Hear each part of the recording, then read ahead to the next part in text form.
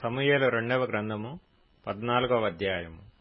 రాజు అబ్షాలోము మీద ప్రాణం పెట్టుకుని ఉన్నాడని సెరూయా కుమారుడైన యోవాబు గ్రహించి తెకోవ నుండి యుక్తిగల ఒక స్త్రీని పిలువనంపించి ఏడ్చుచున్న దానవైనట్టు నటించి దుఃఖవస్త్రములు ధరించుకొని తైలము పూసికొనక బహుకాలము దుఃఖపడిన దానివలే నుండి నీవు రాజునొద్దకు వచ్చి ఈ ప్రకారము మనవి చేయవలనని దానికి బోధించెను.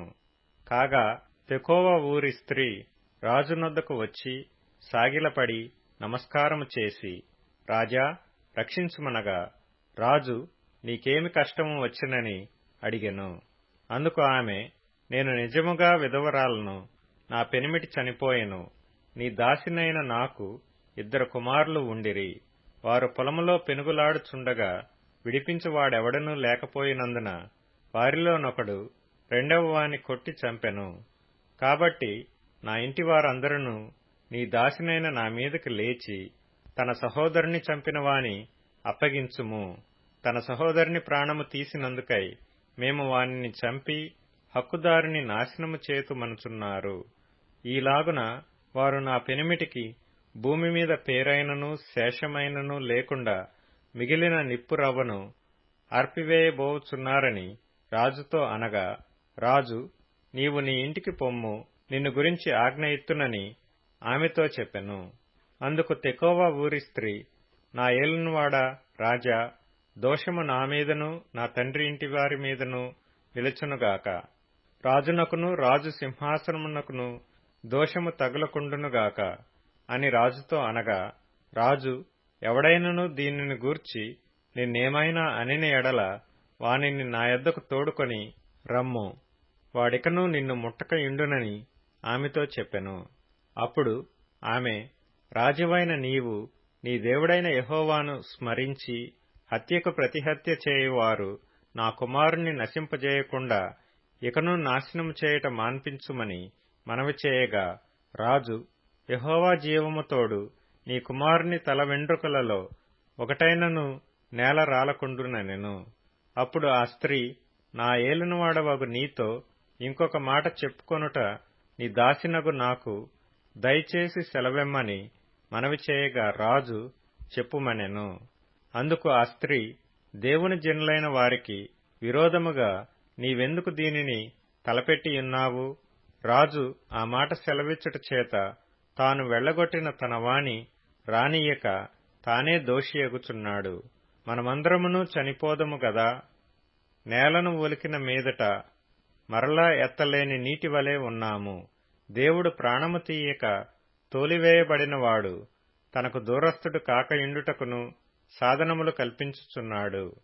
జనులు నన్ను భయపెట్టిరి గనుక నేను దీనిని గూర్చి నా ఏలునవాడవగు నీతో మాట్లాడవచ్చితిని. కాబట్టి నీ దాసురాలనగు నేను రాజు తన దాసినగు నా మనవి చొప్పున చేయునేమో.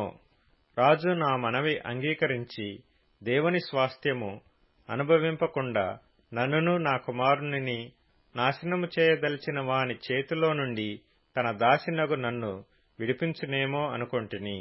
మరియు నీ దేవుడైన యెహోవా నీకు తోడైయున్నాడు గనుక నా ఏలినవాడవును రాజువు నగు నీవు దేవుని దూత వంటి వాడవై మంచి చెడ్డలన్నీయు విచారింపచాలియున్నావు. కాబట్టి నీ దాసినగు నేను నా ఏలినవాడగు రాజు సెలవిచ్చిన మాట సమాధానకరమగునని అనుకొంటినెను. రాజు, నేను నిన్ను అడుగు సంగతి నీవెంత మాత్రమును మరుగు చేయవద్దని ఆ స్త్రీతో అనగా, ఆమె, నా ఏలినవాడవగు నీవు సెలవిమ్మనెను. అంతట రాజు, యోవాబు నీకు బోధించెనా అని ఆమె నడిగినందుకు ఆమె ఇట్లనెను, నా ఏలినవాడవైన రాజా, నీ ప్రాణముతోడు చెప్పిన దానిని తప్పక గ్రహించుటకు నా ఏలినవాడవును రాజువు నగు నీ వంటి వాడొకడునూ లేడు. నీ సేవకుడగు యోవాబు నాకు బోధించి ఈ మాటలన్నిటినీ నీ దాసినగు నాకు నేర్పెను. సంగతిని రాజుతో మరుగు మాటలతో మనవి చేయుటకు నీ సేవకుడగు యోవాబు ఏర్పాటు చేసెను. ఈ లోకమందు సమస్తమును ఎరుగుటయందు నా ఏలినవాడవగు నీవు దేవదూతల జ్ఞానము వంటి జ్ఞానము గలవాడవు. అప్పుడు రాజు యోవాబుతో ఈలాగున సెలవిచ్చెను, ఆలకించుము, నీవు మనవి చేసిన దానిని నేను ఒప్పుకొనుచున్నాను.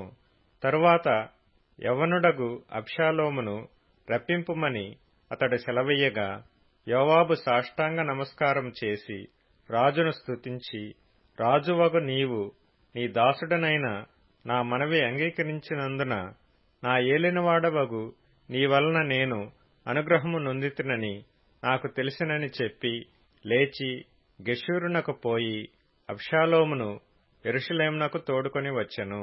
అయితే రాజు అతడు నా దర్శనము చేయక తన ఇంటికి పోవలెనని ఉత్తరవు చేయగా, అబ్షాలోము రాజదర్శనము చేయక తన ఇంటికి పోయెను. ఇశ్రాయేలీలందరిలో అబ్షాలోమంత సౌందర్యము గలవాడు ఒకడనూ లేడు. అరికాలు మొదలుకొని తల వరకు ఏ లోపమును అతని యందు లేకపోయెను. తన తల వెంట్రుకలు భారముగానున్నందున ఏటేటా అతడు వాటిని కత్తిరించుచూ వచ్చెను.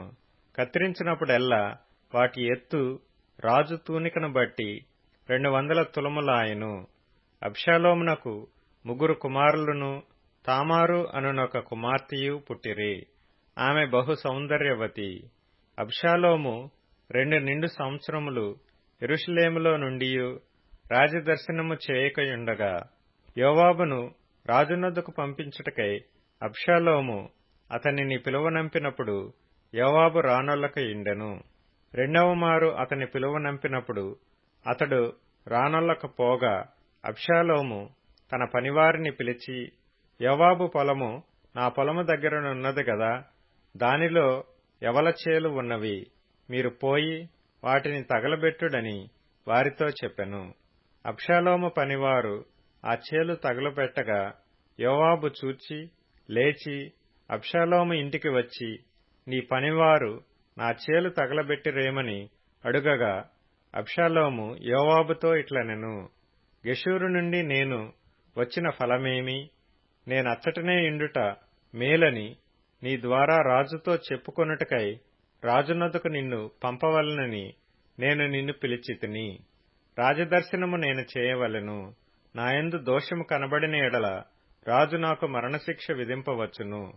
అంతట యోవాబు రాజునొద్దకు వచ్చి ఆ సమాచారము తెలుపగా రాజు అబ్షాలోమును పిలువనంపించెను. అతడు రాజునొద్దకు వచ్చి రాజసన్నిధిని సాష్టాంగ నమస్కారము చేయగా రాజు అబ్షాలోమును ముద్దు పెట్టుకొనెను.